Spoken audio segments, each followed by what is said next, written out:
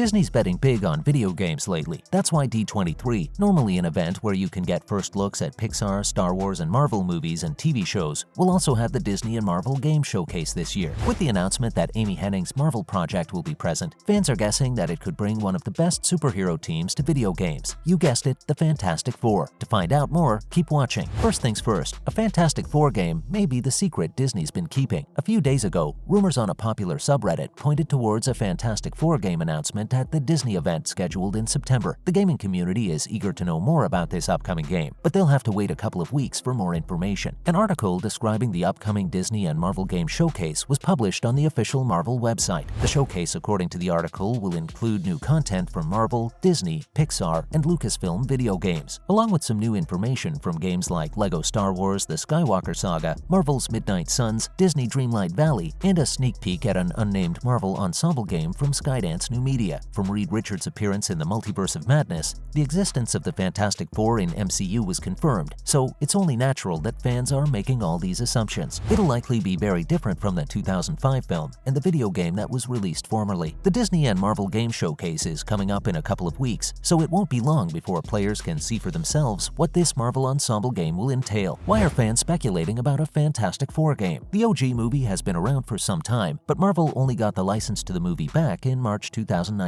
However, with the license coming to the Marvel Studios, fans expect them to do something more for the franchise. The Fantastic Four is about to regain popularity with the return of the film rights to Marvel and a movie set for release on November 8, 2024. Marvel is taking advantage of this by releasing a new Fantastic Four comic right away, as they have in the past, to introduce the readers to the characters they will soon be seeing on screen. Marvel may have the ideal chance with the Fantastic Four to revive a team that's been unknown for a while because Fox owned the film rights to them. But now is the ideal time for a video game to introduce the Fantastic Four to a new generation because the movie is soon to be released. This is the main reason behind the fans' assumption that the Fantastic Four will inevitably appear in video games, given the popularity of Insomniac's Spider-Man and Eidos Montreal's Guardians of the Galaxy. We all know Marvel's first family's debut in the multiverse will bring many changes, and the game may let us experience all these potential changes firsthand. Moving on, what can we expect from the game? We don't know much about the game yet. Well, we aren't even sure if it's coming out or not, but we know that Amy Hennig will be working on the project.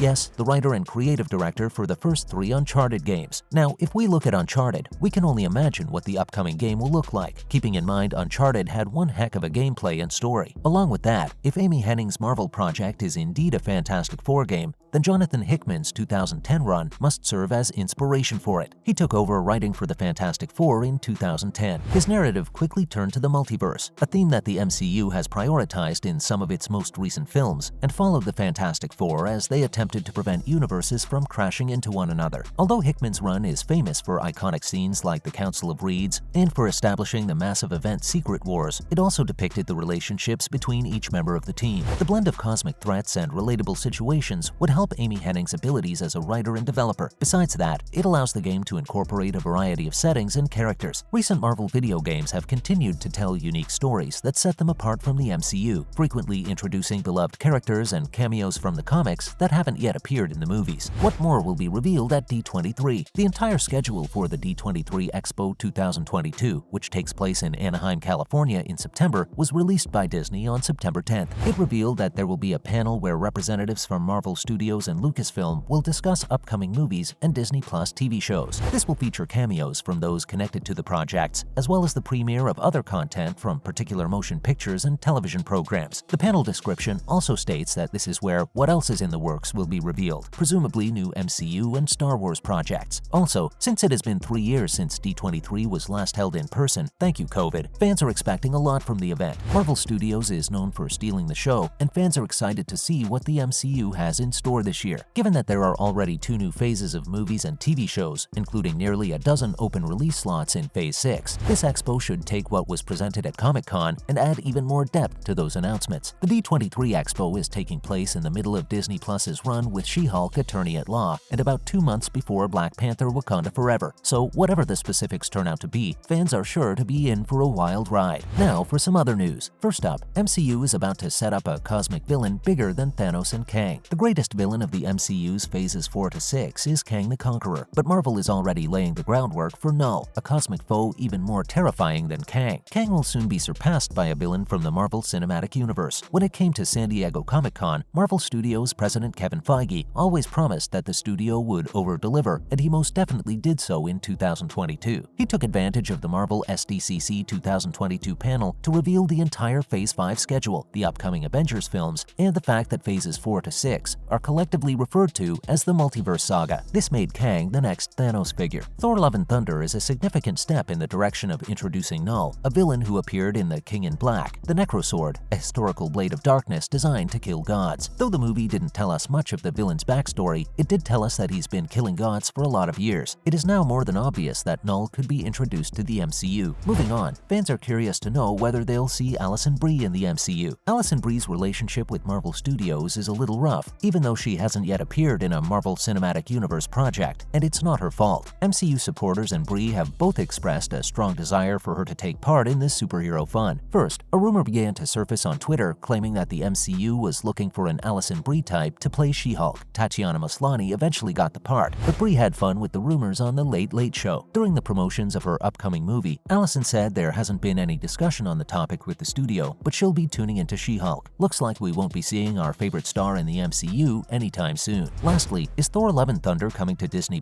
Love and Thunder, the fourth solo installment for the God of Thunder, certainly entertained audiences, and in just 1 month, the Taika Waititi film became one of the most successful films of the year. Questions about when it will launch on streaming have also been raised in conjunction with its cinematic release. Thor: Love and Thunder will appear on Disney+, not long after its release in theaters, much like the majority of MCU films. But can we expect it to come to the platform in August with only 2 weeks left in the month? Before the end of August, Thor: Love and Thunder should air on Disney+ if it follows in the footsteps of its MCU predecessors. Thor 4 premiered in theaters on July 8th, so fans can expect it on streaming services as early as August 24th, if the movie follows MCU's previous pattern, which is MCU taking a 45-day theatrical release window. Well, that's just a theory. The problem is that the release date is quickly approaching, and Disney+ hasn't yet revealed when the movie will be available. Looks like we gotta wait and watch. That's a wrap for this video. What do you think the Fantastic Four game will look like? Let us know in the comments below. Make sure to give this video a thumbs up and subscribe to our channel for more videos like this. See you in the next one.